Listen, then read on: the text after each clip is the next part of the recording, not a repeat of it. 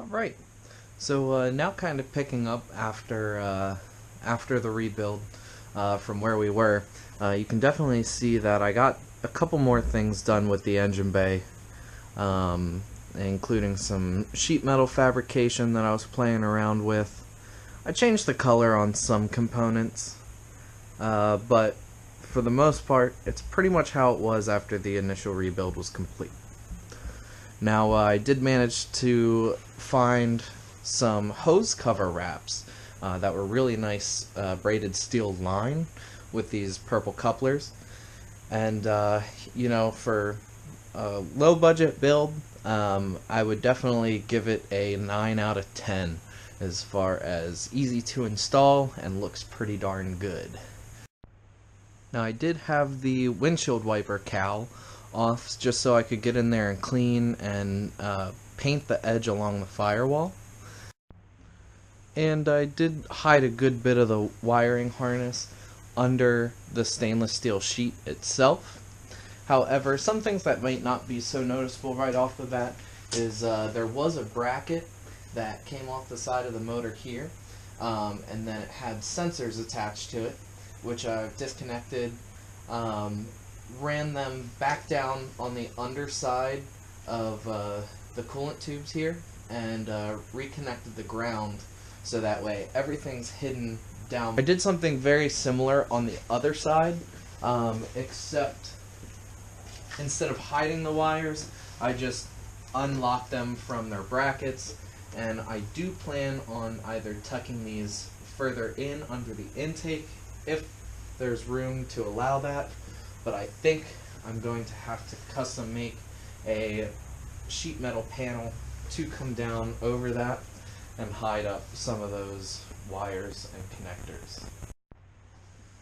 Now, the factory, well, I shouldn't say factory, the aftermarket intake from InGen designed for this vehicle has a metal bracket that connects to the coolant piping right here, but this is not how the InGen intake was meant to be placed in the 4th Gen Eclipse. In fact, this computer module is about sitting right exactly where this filter is. So I actually flipped the computer around 180 degrees. The computer's actually sitting backwards, and I have the dust cover on the front of it, so you don't actually know it's upside down and backwards.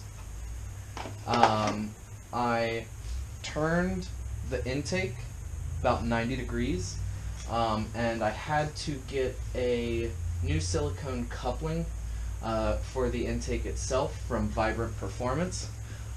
So if you do need some custom intake supplies as far as the silicone couplers, I definitely recommend Vibrant Performance, and I am not sponsored. I just think that's exactly what I was looking for, and I found it relatively quickly.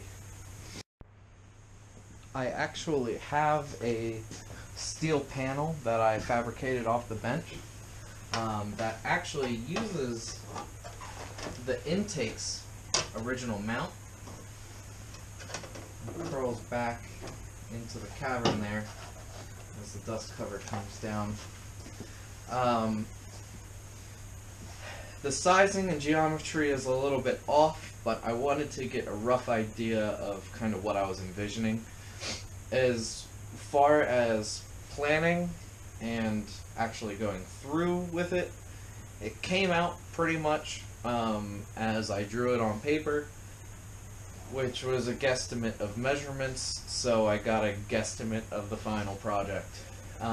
But kicking around if I like it. I might show it this season just with the top cover removed, but I would like to polish all of that steel. That would be really nice. This is definitely an object out of personal taste, but I absolutely refuse to pay $100, $200 for unpainted either plastic or fiberglass covers that you then still have to paint. This is actually some cheap eBay vinyl. It's 5D carbon fiber. I'll try to supply the link in the description down below. But as far as it goes, I actually got a piece of foam board from the Dollar Tree to cut a template around the hood and the fender lines to get the curvature that I wanted. And then I just put that template down on the carbon fiber vinyl. Of course, with carbon fiber and patterns that have a grain to them, just make sure that you're adjusting your template according to the grain and the pattern that you're using, so that way everything is even and it flows nicely once you get it back on the car. But as far as it goes, these eyelids cost me less than $25, and quite honestly, they look the same and they perform the same as the fiberglass or the plastics, except you don't have to paint them, and it's just inexpensive and still looks good. Because this is a budget build, and the car definitely has some performance potential to it, I knew that I wanted to set it up in a way that, you know, if I wanted to somewhat still daily it, I could, but if I really wanted to bust it out and hit some autocross events like I truly plan on doing with this vehicle, I wanted a suspension set up a little bit more capable than, you know, springs or a cut set of springs, because here in Pennsylvania our roads are not good. Yeah, Pennsylvania roads. Just look it up sometime. But I decided to go with, it's actually the cheapest set of coilovers for the 4th gen Eclipse. They are Godspeed Mono SS coilovers, and they are 5-way adjustable dampening. They also have camber control, and surprisingly, even the rear do have dampening controls. Now, I do have the coilovers themselves lowered out pretty far, but it's all very well. The bottom of my car sits about, I'd say, 3.5 inches off the ground, but under the car I actually have a front suspension brace that runs across the bottom of the vehicle, and that itself probably sits an inch and a half off the ground. So I've definitely scraped it a couple times, and I've definitely scraped subframe here and there, but only in some really bad railroad track crossings that has happened. As far as appearance goes, I do have a set of ESR wheels on the vehicle, only because I just can't spend the money living here in Pennsylvania knowing that the roads could very well just destroy those wheels in a matter of a couple weeks. So I choose the cheap lookalikes because I can, and it's my car, damn it. Anywho, I believe the tire size is 235s. That is a shorter sidewall than what I'd really like. The wheel size itself is 18 by 9.5. The coilovers are lowered pretty well. This is a reasonable height for driving around my town. Still being able to do speed bumps, but still shrinking up the wheel gap. I think correcting my tire size will definitely help with that.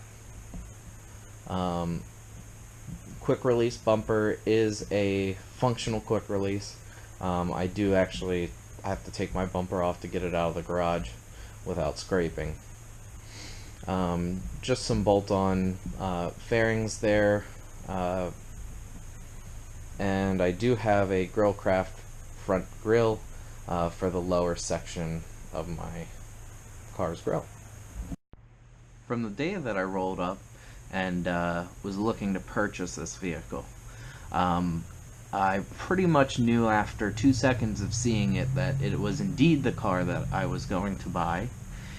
And it just, the color, this burgundy color, for some reason at the time it had a set of Enkai NTO3 plus M's, and I mean they look great, they just didn't have a lip, and that just wasn't the style I was going for. But I always imagined the car with white wheels, white banner, and a nice polished finish. I have white wheels, I have a white banner, but I do not have a nice polished finish. So that is going to be on the list here in the next couple of weeks. Hopefully it'll be done before the shows. My car is the 2007 GT model, so it has a 3.8 liter V6 engine in it. That motor could output 265 horsepower from factory and 262 foot-pounds of torque. My car specifically is a 6-speed manual transmission, and it has a standing curb weight of 3,609 pounds. It's a big girl, but she moves. She moves. So yeah, we're naturally aspirated, we're not an actual DSM, and we're probably the most hated bubble butt cars of them all.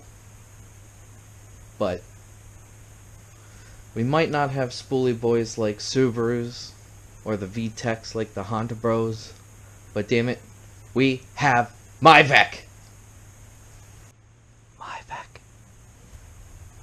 And there we have it, pretty much everything you need to know about my 2007 Mitsubishi Eclipse as we move forward in the video series. So hopefully I'll be able to create some good content, and I'm definitely excited to share some of my projects with you.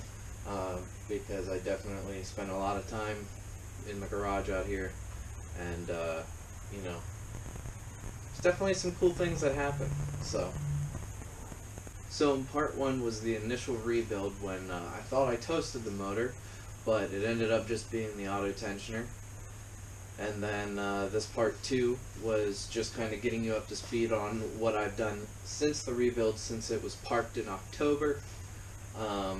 So once again, it's been about 3.5 years since I've owned the car, and every day it's just another project. So, well, I hope you guys are enjoying some of the newer content, and hopefully I'll be able to get another video out shortly. Alright, peace.